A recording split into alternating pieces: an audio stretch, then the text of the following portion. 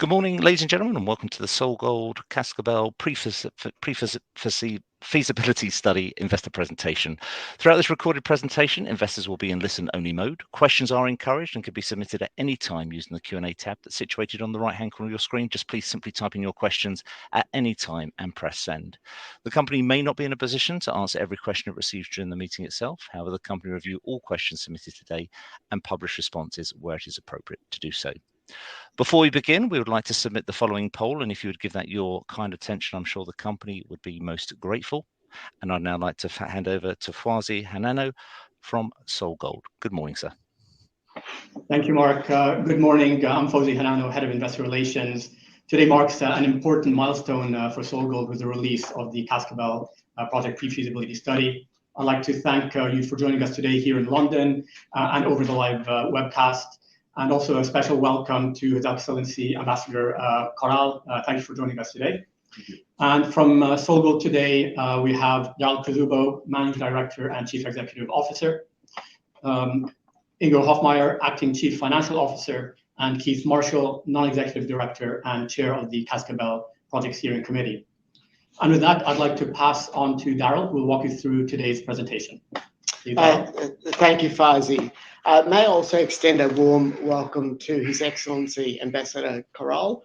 It's such a pleasure to have you with us today. Good morning, ladies and gentlemen, to both those joining us here in person, but also to the many people that are online. It is our privilege today to present to you the outcomes of our pre-feasibility study, which is a result of many people working diligently on this for some time. At our last annual general meeting, we said that we would present our pre-feasibility study to you in Q2, as we are doing today.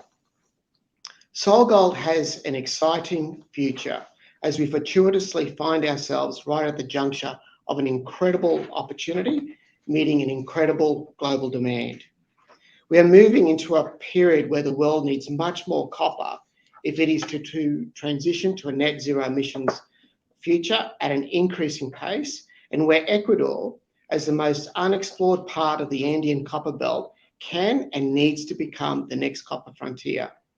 SOLGOLD is right at the juncture of this incredible opportunity and global need, not only because we can confirm today that Cascabel is a Tier 1 project, but also because SOLGOLD has the most exploration concessions across this unexplored part of the Andean copper belt, where we will inevitably be taking other projects from exploration into development.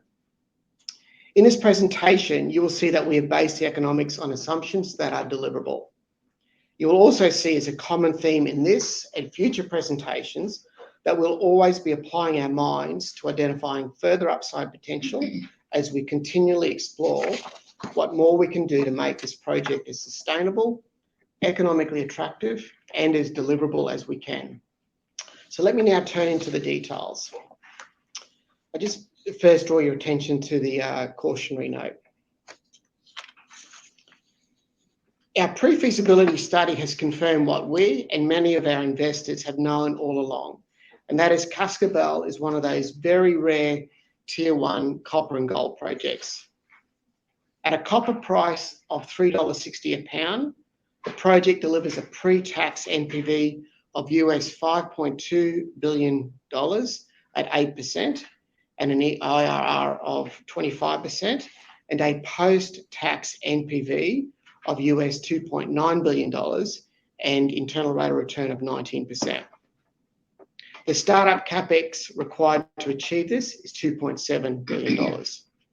Now, if you assume today's prices, the pre-tax NPV jumps to $7.9 billion at a IRR of 30%, with the post-tax NPV increasing to $4.1 billion and IRR of 23%.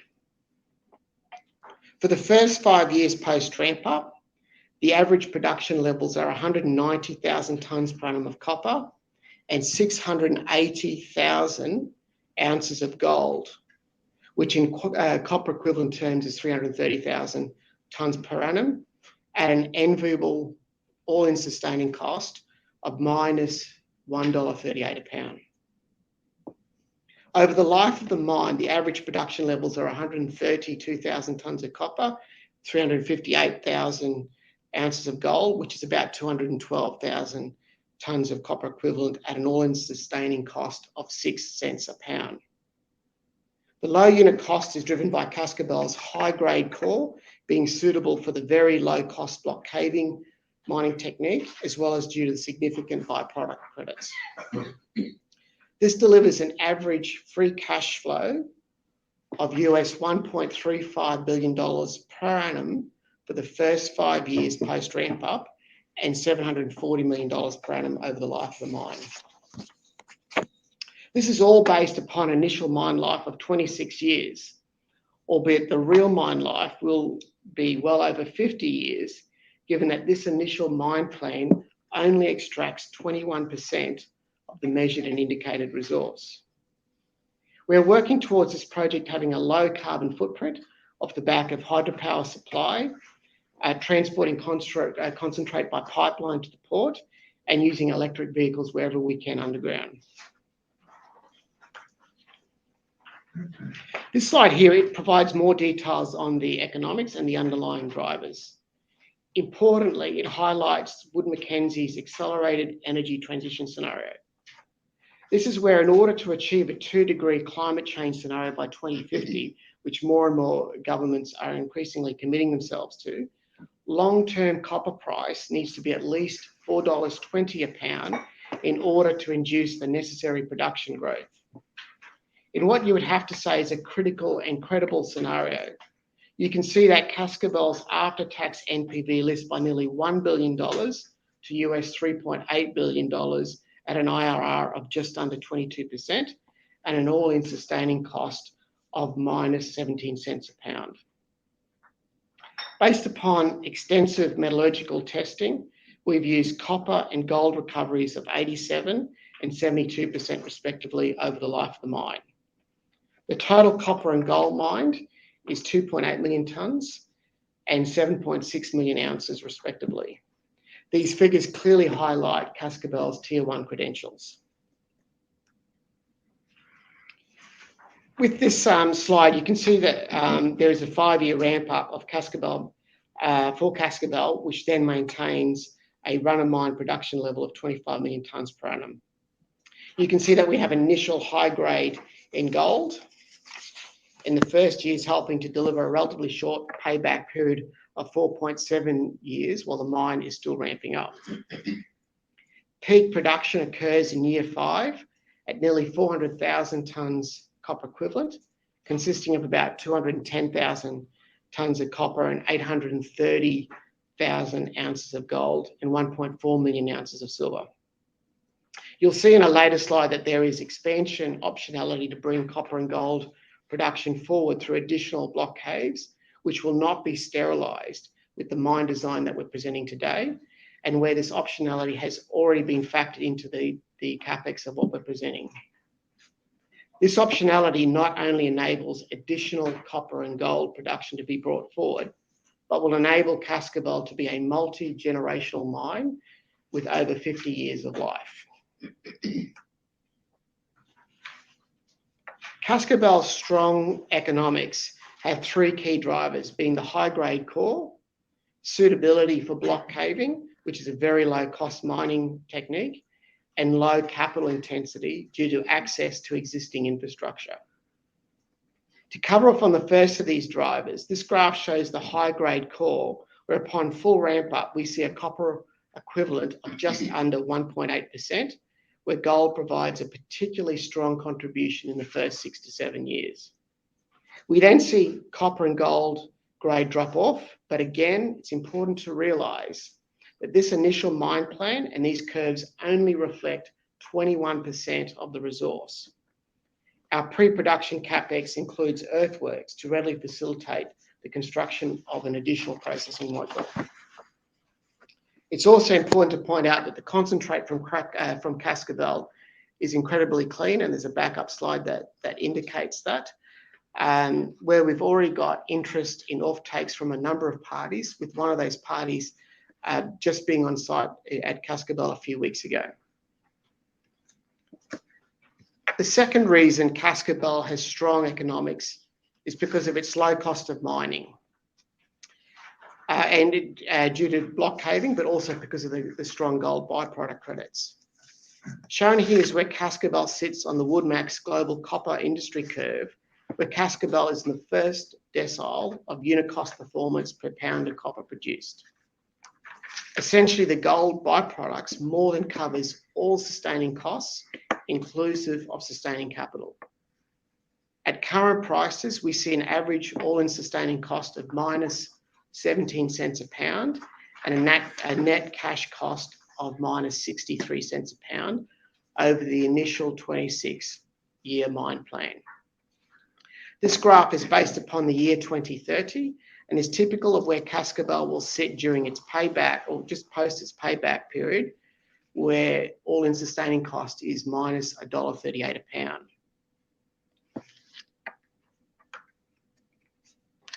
Over the initial 26-year mine life, Cascabel will contribute in excess of $14 billion of cash, with over $1.35 billion per annum average over the first 5 years of production post ramp up. And that is equivalent to 1 year's of cash flow is more than SOLGOLD's current market cap. At today's spot prices, that cash flow would increase to $1.7 billion per annum, average over the first 5 years post ramp up. And to put that into perspective, if Cascabel was producing today, over 60% of its startup capex would be recovered in just 1 year. It is such long life, highly cash generative assets like these that over the past 100 years have formed the bedrock of what are today some of the world's major mining companies. It is therefore not unreasonable for us to hold a similar ambition for SOLGOLD, particularly given our strong exploration position in the unexplored part of the Andean copper belt throughout Ecuador.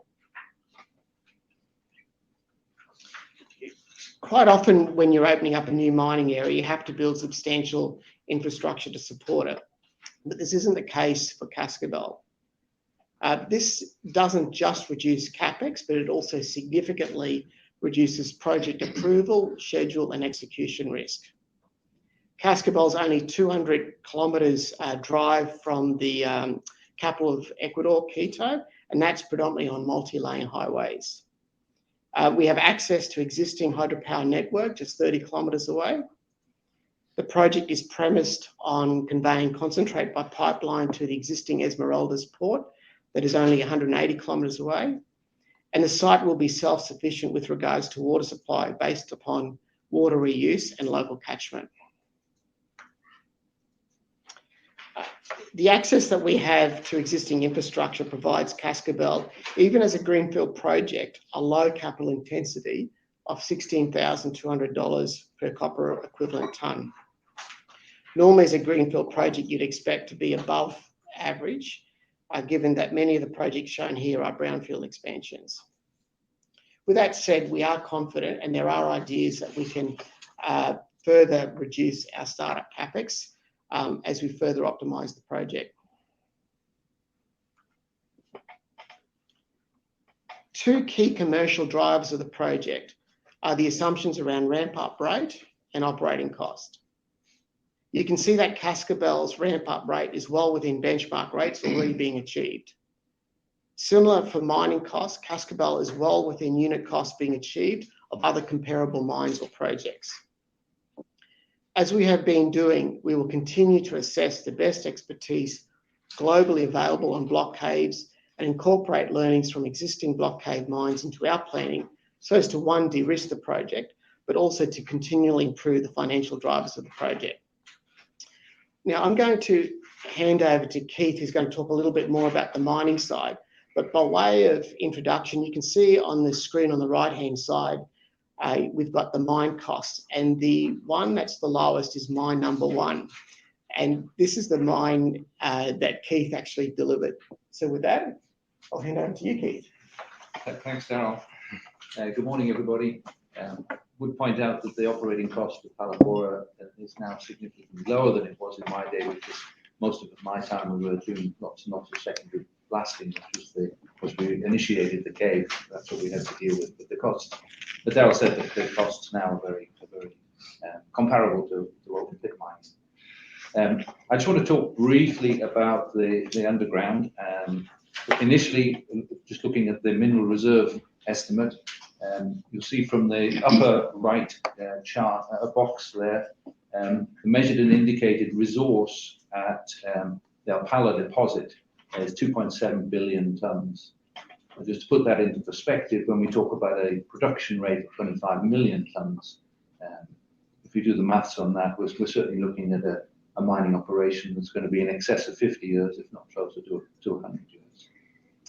And then if you look at the mineral reserve, which is the box below it, that's the initial, as Darryl said, the initial 21% that we're focusing the pre-feasibility work on, 558 million tonnes at 0.58% copper and 0.52 grams of gold, giving us, for that first 25 years, a copper equivalent grade of almost 1%, 0.85 to 0.9%, which is very, very, in my view, from an underground point of view, that's a very good grade. Next slide, Darryl. Thank you. This just gives you an idea of the infrastructure that's going to be associated with the block cave. If you see the vertical lines there, the red and the blue lines on the left-hand side, those are the initial access to the underground will be through a shaft. That's the quickest way of getting access to the footprint, which is on the 300-meter RL, so about 1.3 kilometers deep. On that level, we will put the main infrastructure for the mine crushers and the extraction system. And then on the right-hand side, you can see the decline coming down from surface from 1,200 meters RL, and that'll be the access, the main access to the mine for equipment, as well as the conveyor to extract the ore. Here. This is the footprint development. This is basically the engine house of the cave. The tunnels that you can see that run east-west are what we call the extraction drives, and then the blue squares are the drawbells. So this is where the start of the block caving operation. And what I'd like you just to imagine is that we're looking at about 400 meters east-west and about 500 meters north-south, and think of that as real estate. And that's where we need to put the loaders for extracting the ore in the cave, and that's where we get our productivity from. You can see it in the central north-south, the truck haulage loop, which is we use trucks underneath the footprint to extract the material. The loaders pass it to an ore pass, it goes down to a truck loop, and then to the left in the blue boxes, the blue tunnels, there's a central crusher. So the trucks deliver to the crusher, and the crushers then deliver to the conveyor decline. Thanks, Darryl. This just gives an idea of the scale of the block cave. The cave is the blue box in the center of the picture, and that vertically, that's about 700 meters of extent. So what we do is we put the tunnels to the bottom of the ore body, and then basically we draw down the ore body onto the extraction level. You can see the shafts, the ventilation shafts to the left, and then on the right you can see the conveyor incline. It looks like it's vertical here, but it's actually at about 15% inclination. Thanks, Darryl. We talked about the reserve being 558 million tonnes and the resource being 2.7 billion tonnes. This gives you an indication of the location of the potential future block caves within the Alpala deposit. We've got material mineralization below, which we can extend the conveyor decline down to, and we've got mineralization to the southeast of the footprint, which we can access from the location of the conveyor decline. So all of the infrastructure that we're putting in place has multi-uses. We can use it for our first cave, and then we'll be able to use it for subsequent caves as they're identified. So the delivery from the cave, as I say, is going to be via conveyor decline, and that conveyor decline can be seen on the next slide. And I'll pass back to Darryl to talk through the process. Thank you, Keith. So this slide diagrammatically lays out the process plant design. This design and flow sheet is based on tried and tested processes used across the industry, which SOLGOLD will optimise for the Cascabel project. The plant provides flexibility and optionality through a modular design, allowing for future potential expansion options, where the CapEx included in our modelling already incorporates the earthworks required to add an additional module. During the next phase of the project, we're exploring whether the process capital can be further optimised, as informed and supported by further metallurgical testing and analysis. The last few years, there's been a lot of focus on tailings management, as there should be. And we know how important it is to get tailings management right, but also to be able to demonstrate that to our many stakeholders. Consequently, we've worked closely with reputable consultants, assessing multiple options from an environmental, social, and risk perspective. We're committed to applying leading practice in the construction of the tailings facility. The design incorporated in our capital estimate is based upon the global industry standard on tailings management, the Ecuador requirements for tailings design, and the Australian National Committee on Large Dam Standards. We will be appointing a tailings review board as part of the next phase, definitive feasibility study phase. Not only will we commit to the global design standards, we will also engage best practice with respect to construction, making sure that such construction is well supervised and controlled. Such capability and knowledge will then be meticulously transferred into operations. As I alluded earlier on, as we work through the different phases of the project, we will be continuously looking for upside, recognising that you can always do better, and that greenfield projects such as ours provide you with opportunities that you just don't have with brownfield projects. So consequently, you'll see us regularly update you on our pipeline of improvements. Now, some of these improvements can be incorporated before we complete definitive feasibility study, so we will incorporate them in what we call a PFS addendum that we are expecting to release by the end of this calendar year. This will include, further optimising the mine footprint, the mining sequence, as well as looking at what's called controlled draw. There are also opportunities to further optimise the processing plant, supported by additional testing. Combined, these present material opportunities for further reducing startup CapEx, whilst mitigating startup risk and long-term plant utilisation. We recently released the results of our latest drilling on Tandayama America resource, where the resource has grown with increased drilling. We see the Tandayama resource potentially contributing to both the economics of Cascabel, but just as importantly, reducing its risk profile. Tandayama doesn't have the same grade as Cascabel, but it is open pittable, meaning that we can bring production, hence revenue, forward to the Cascabel plant that won't be fully utilised until year 4 or 5. Economically, it just needs to recover the relatively modest incremental CapEx required to start the open pit. It also de-risks Cascabel by bringing in revenue earlier, enabling us to fully test the process plant ahead of underground production, and by providing a contingency production supply should there be ramp-up delays with the underground. During the definitive feasibility study, we'll also be engaging with organisations to investigate building further hydropower capability so as to lock in a long-term, cost-effective, renewable power source supported by a long-term power purchase agreement. The additional pre-tax value that we expect to get from these ideas is in the range of 400 to 800 million pre-tax NPV, which we'll present back at the end of this calendar year, and an additional 600 million to 1 billion of upside opportunities that will be explored through the definitive feasibility study phase. We believe this value is real, but we will only incorporate it when we've done the detailed planning, the assessment to incorporate it. It's important that we're always looking for improvement to not only optimise the opportunity, but also to offset inevitable challenges that are uncovered with increasing project definition. This slide shows our indicative timeline and will be further firmed up over the coming months of planning.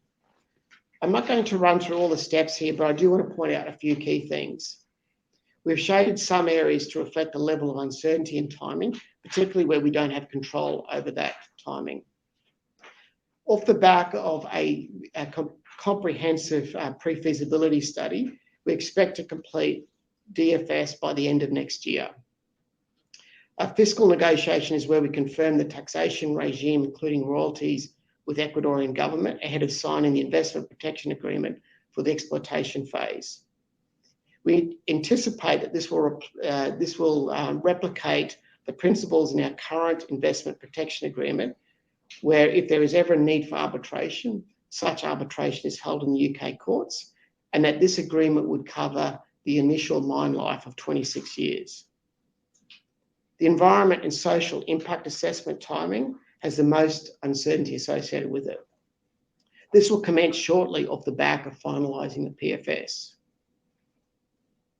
To de-risk the investment and to remove 12 months off the critical path, we're proposing to start the decline and shaft early, giving us early access to the ore body. High-level discussions with the government support our ability to do this under the existing exploration concession. This paves the way under a best-case scenario for construction to begin late 2024, pending government approvals. Whilst today is focused on Cascabel, Cascabel is only the start. I say that because it's improbable that the copper and gold mine deposits that you see on this graph on the right-hand side, that's just peppered all the way through Chile and Peru, that those copper deposits would just happen to stop at the Ecuadorian border. The lack of copper and gold deposits in Ecuador is simply a reflection of how little it has been explored. We have confidence in this that goes beyond the Alpala discovery. As mentioned previously, Porvenir is our next cab off the rank that we're taking through the preliminary economic assessment. Whilst it doesn't have the size and grade of Cascabel, it has ore at surface, hence potentially enabling a much faster and lower investment pathway to production. Also, literally only a few days ago, we took these photos shown at the bottom here at our Halipertus concession, which is adjacent to Solaris's resource. Solaris's Resources Warintza's project. This is a photo of an outcrop, and it's displaying porphyry characteristics, and in fact, the same sort of characteristics that we saw with the Alpala outcrop. As we and others drill more, it stands to reason that we will find increasing evidence that the high copper gold yielding characteristics of the Andean copper belt continues through Ecuador. SOLGOLD is well positioned here, given that SOLGOLD has the most exploration concessions with over 3,000 square kilometres of ground.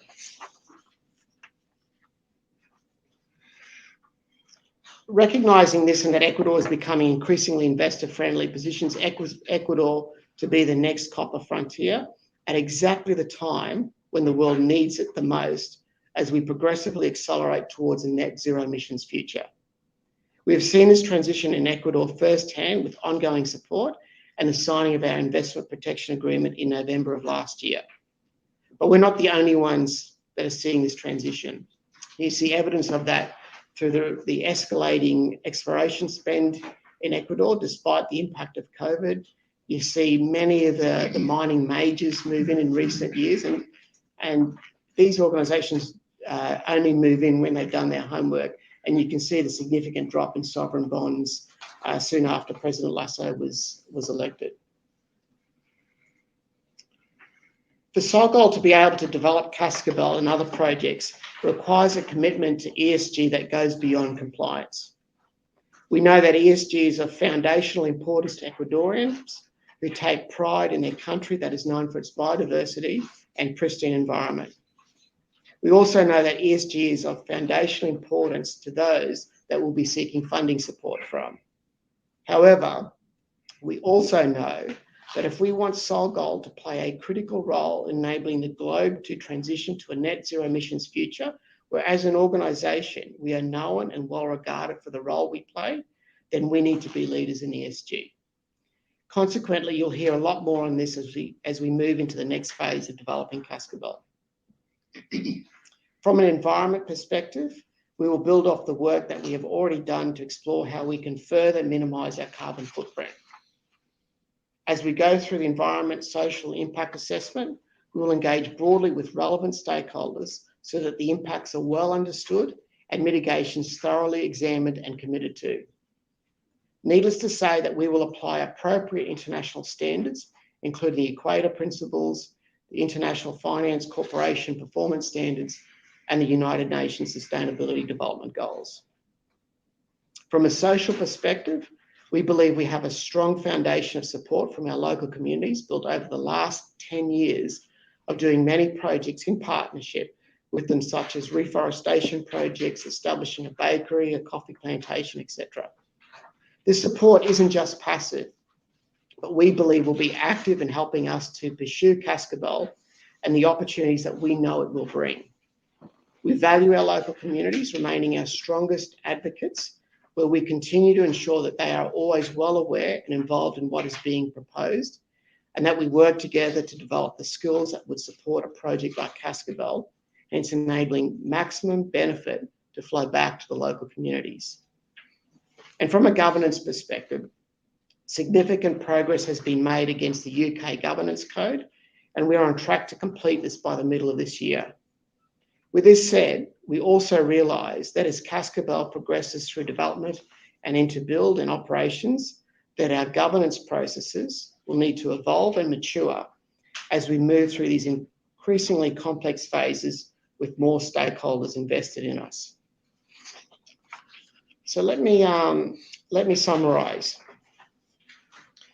We believe that this PFS confirms that what we have known all along, and that Cascabel will be a tier 1 mine, being large, long life, expandable, very low cost, and will have a low carbon footprint.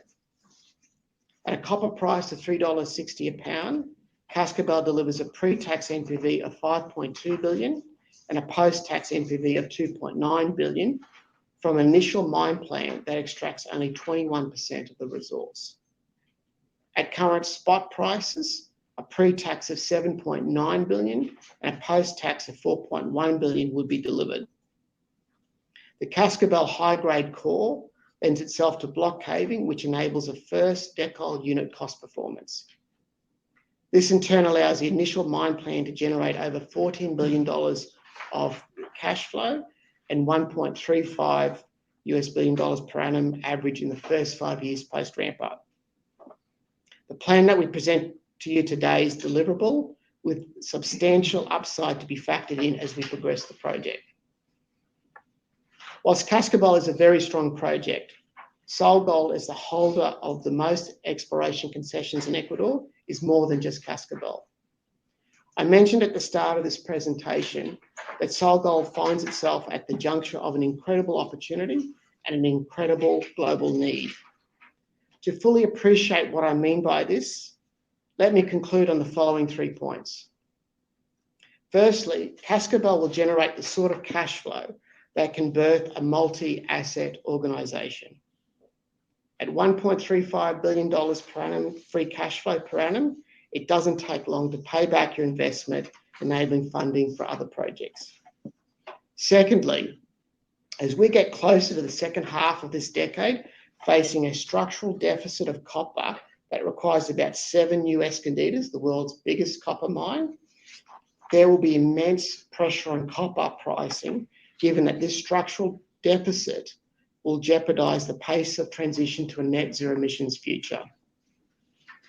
Thirdly, the most plausible new copper frontier that can meet such demand is Ecuador, being the most unexplored part of the Andean copper belt that today supplies 40% of the world's copper. I'd like to think that Cascabel and SOLGOLD more broadly can play an instrumental role in enabling Ecuador to play a crucial role in supplying the copper that the world needs to transition to a net zero emissions future. Thank you. That's great. Daryl, thank you very much indeed for your presentation. Ladies and gentlemen, please do continue to submit your questions online using the Q&A tab situated just on the right-hand corner of your screen. But just while the company take a few moments to review those questions submitted already, I'd like to remind you that a recording of this presentation, along with a copy of the slides and the published Q&A, can be accessed via your Investor Meet Company dashboard, and we'll notify you by email when they're ready for your review. Fwazi, if I may hand back to you. Obviously, you can see the investors online have submitted a number of questions already, and if I could ask you at the appropriate time to read those out. But if I may just hand back to you firstly to perhaps take questions from the floor, and then I'll pick up from you at the end. Thank you, Mark. So yes, if we could get some questions on the floor. I see Jason, you already started. If you please just say clearly your name and organization for the question. Sure, it's Jason Fairclough, Bank of America. Just a little bit of a question here around the timing. So you're saying start construction on the end of 24 into 25. Are we talking 2 to 3 years for construction, and then we start to put the work through the mill, and then we add a 4 or 5 year ramp up to that? Yeah, so yes, it's a bit longer than that. So it's about 4 or 5 years of construction, and then about 4 or 5 years ramp up.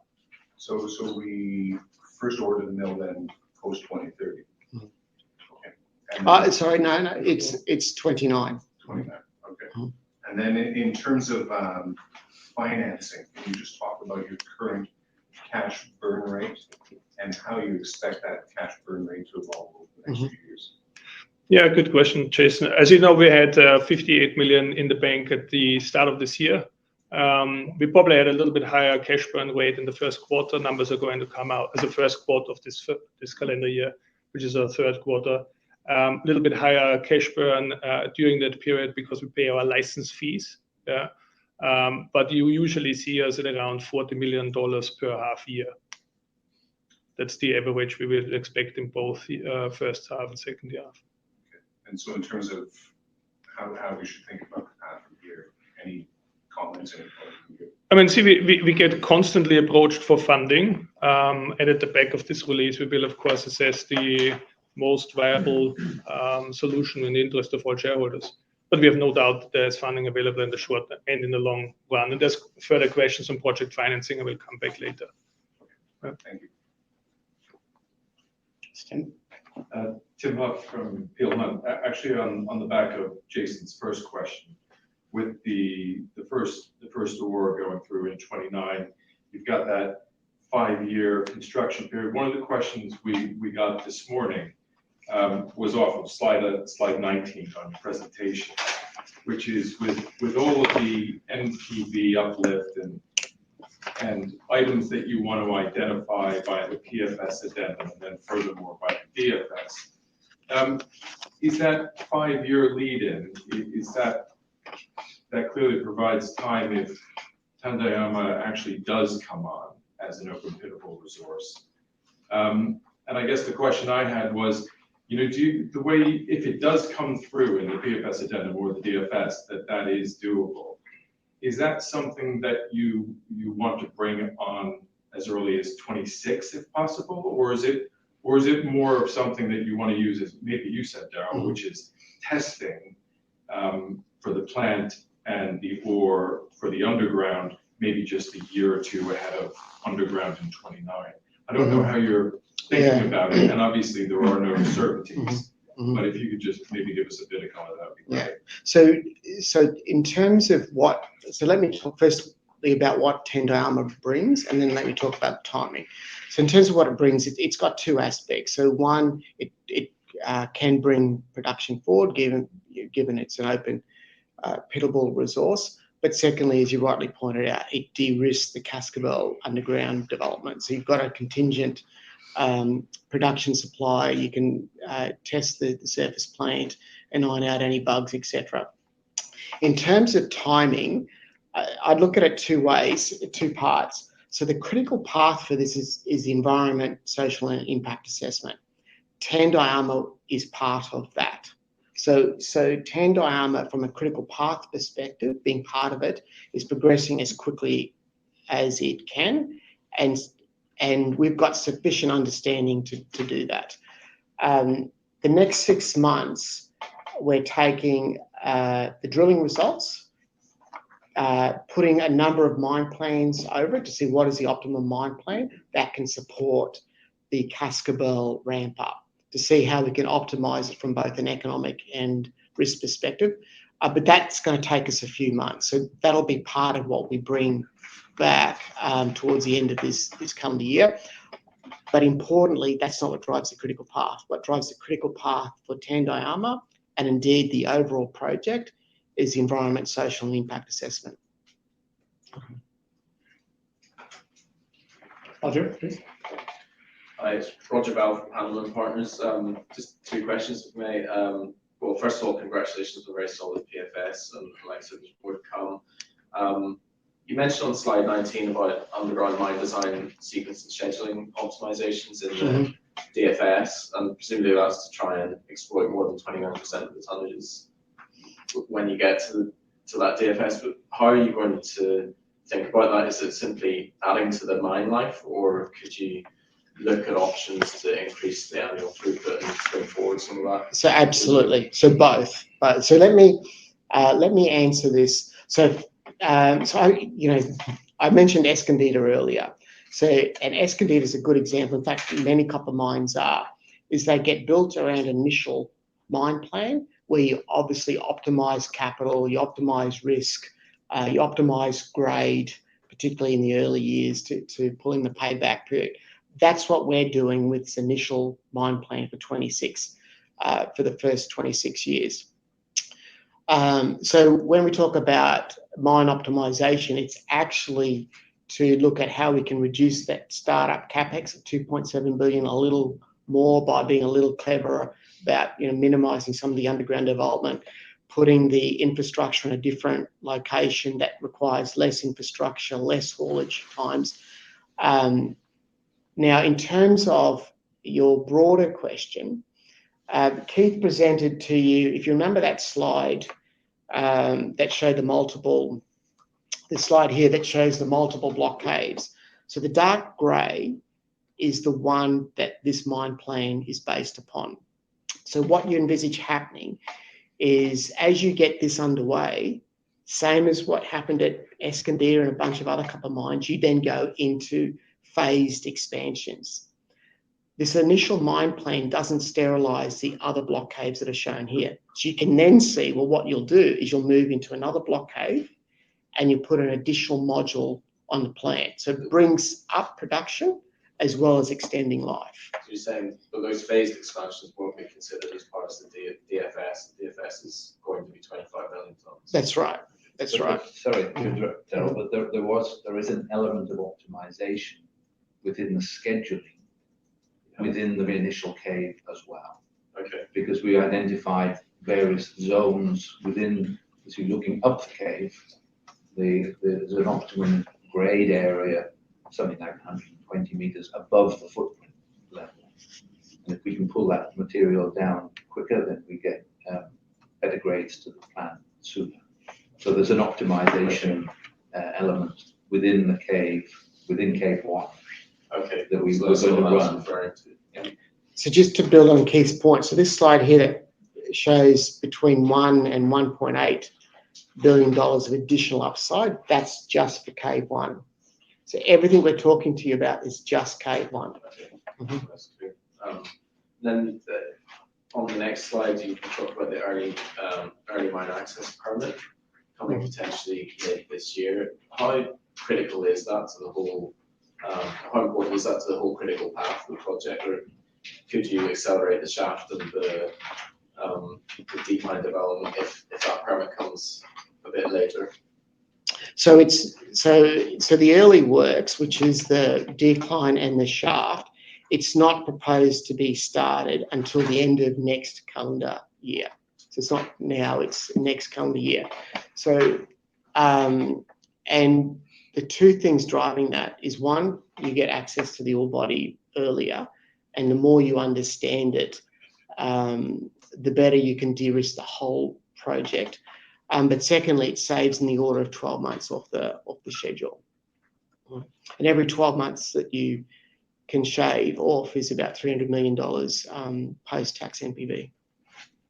Okay, so that becomes critical path item then at the end of next year?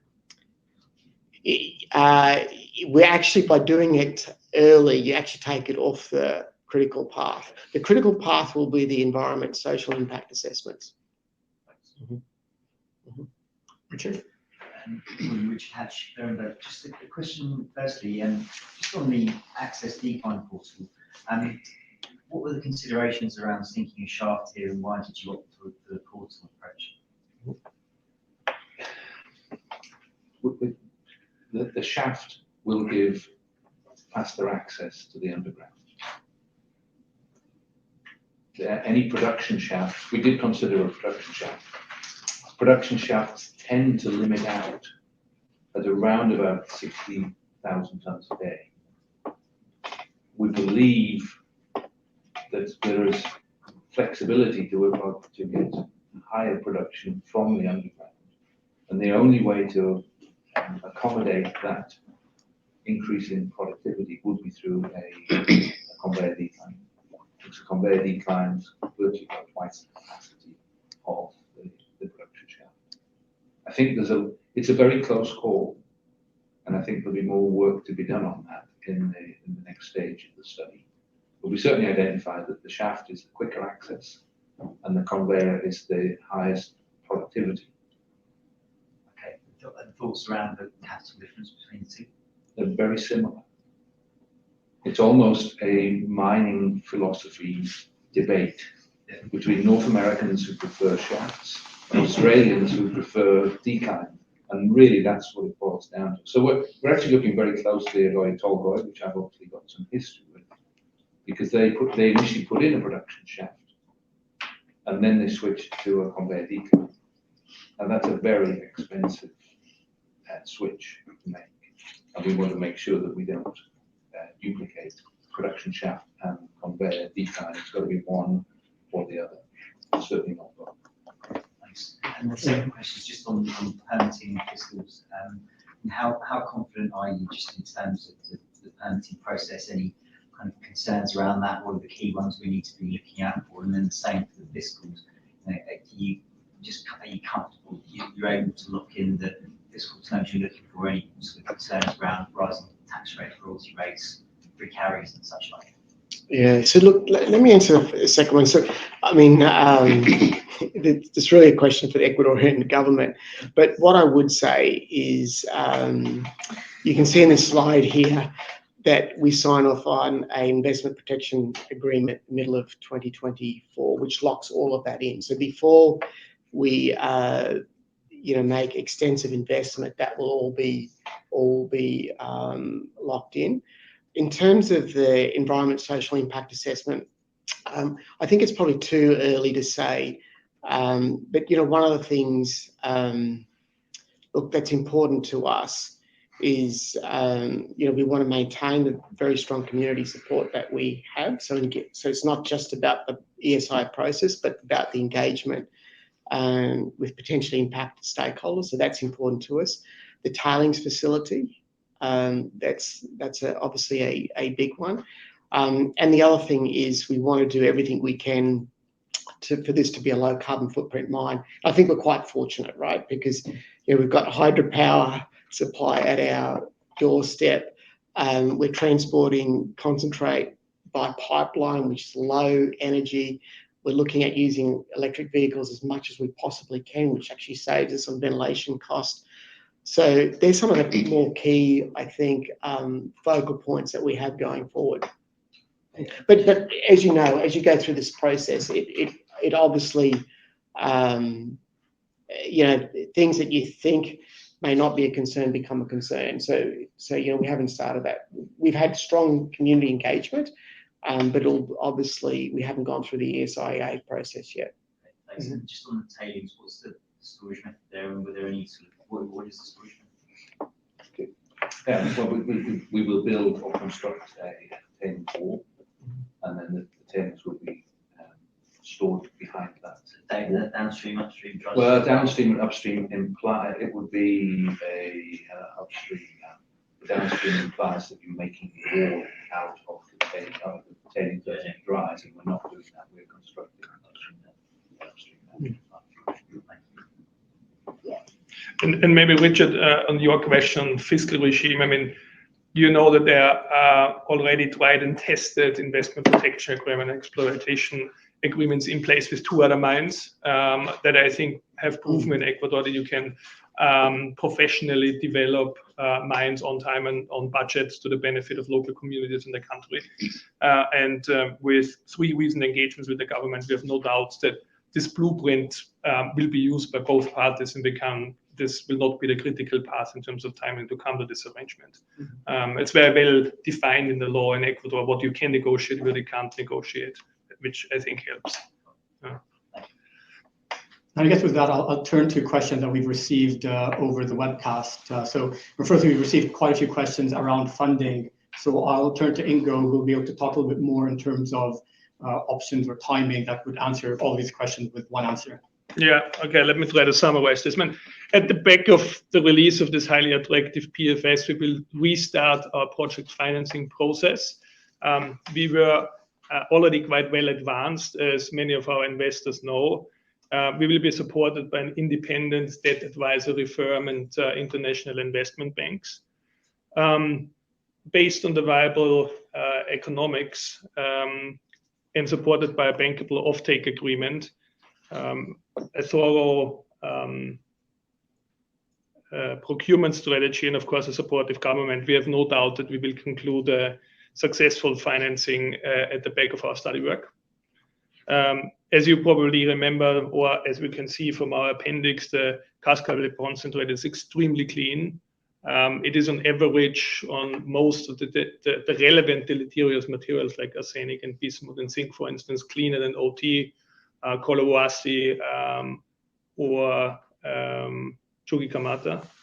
And we have seen that because of the precious metals enrichment, that will be very much sought after in the smelter market. And this will be ultimately the bedrock of a multi-sourced funding solution. The offtake discussions are ongoing, and the market sounding will start in the coming weeks. And we will update the market as we progress. Was there anything more specific? There was a specific question, I think, on the resource, extract 21% of the resource. This is just the ore. I think this is very important to understand. The work of the project steering committee was to enhance the value of the project. So we extract 38% of the value via this 21% of the ore. And I think that's the important number to know. The effect on the of Cascabel on the Ecuadorian government, we have worked very closely with the government, and we have worked very closely with consultants to do an economic impact assessment. We did this based on earlier studies. We have to redo this, and once we have this, we will engage with the government on our findings. And they look at how Cascabel sits relative to other mining projects, how Cascabel will impact exports, investments, first of all, of course, and employment. One can expect that Cascabel will have a material impact on the economy while in construction already, and then, of course, during the exploitation phase. Where we need to update ourselves is the government's oil and gas strategy to understand the relative importance. Is there anything? I think this is more probably from there. So one question about how easy is it to recruit and retain high-quality staff as we expand towards development? Yeah, so how do you answer that? Look, I think, so Cascabel's a tier 1 asset. There's not too many of them. So in previous lives, if you've got a great project, you can attract great people to deliver that project. But one of our important goals is to build out the capability in Ecuador that can get us through the next phase and subsequent phases. But I think this sort of project will attract the sort of talent that we need to pull it off. We've also got time during the study phase to work with all the education authorities in Ecuador and develop training programs. Mm-hmm. In terms of, there was a question on MPV sensitivity on CapEx overruns. I would like to draw the attention to everyone on a standard kind of spider graph that looks at sensitivities against various assumptions on page 34 of our presentation that outlines that in detail. There's a question about President Lasso help promote Cascabel. I think I can speak for all three of us who have met him in person more than once. I think he is a very sensible and business-friendly president that so far has shown great support to us as an organization. I think we expect this to continue. We will do our part. We have one question a bit more broad, in talking about supply chain constraints and impact on mine operations over the world.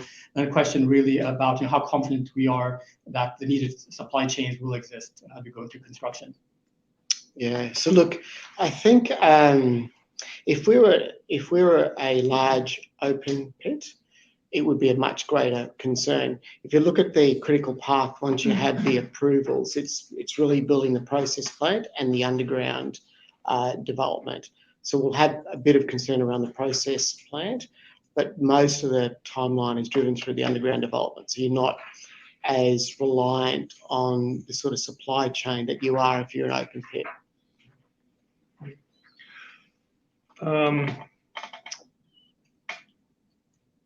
There was a question about our Swiss holding operations. As you probably know, we implemented or set up a Swiss company, a Swiss AG, that holds the Ecuadorian entities that are involved in the Cascabel project. The reason simply is that Switzerland has a couple of arrangements with Ecuador that are simply making project financing more advantageous. But also Ecuador is in the process to kind of reach out and re-establish relationships. But at the point of time where we invested 100 million into the country, Switzerland was the most advantageous country to do this from. I have one question around timing and our confidence in terms of timing for the PFS delivery. This is, so what is it? So delivery against the timeline that we just showed? Yes, that's correct. Yeah. Look, you know, I put up that timeline before, and you can see that I shaded some areas in. Look, you know, we've got to do a little bit more planning to firm it up, but the single biggest factor in the overall timing is the environment, social and impact assessment and the approvals, which it is for any project. So we've got it here that we get permitting, you know, either late 2024, best case, or late 2025, plausible worst case. So we've shown a bit of a range, but there is uncertainty there. And there's one question here on capital for the treatment plant, asking about the size of the capital. I think that may be quite low under their estimates. I don't know if you could comment on that. This is the surface process plant? Yes, that's correct. So I think, so just with the surface process plant, there's 2 modules, and the pre-production includes the first module and starting on the second. So we've delayed capital as much as possible. So I'm assuming they're looking at the pre-production numbers for the process plant. That doesn't include the full second module. But the pre-product, if I remember, is about 400 million, 465 million, and you can see another 200 million post startup. There's a couple of further questions on funding, also relative funding between regional as well as Cascabel. The project financing is traditionally ring-fenced. That means a lot of the funding will happen at the project level or closer to the project level. That's why we implemented the Swiss holding company that will also trade some of the concentrate. The regional will have to be funded by the PLC before projects crystallize like Cascabel.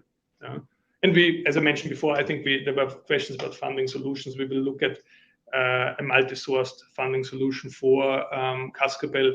Part of that could well be a well-priced precious metal stream. I think the market knows that we had conversations with various parties already. But in the end, it is about achieving the lowest cost financing solutions for the organization so we can weigh this off. And being mindful of time, and we've gone through most of the questions. but we've come to the end of the presentation. So with that, I'd hand back to Dal for any closing remarks.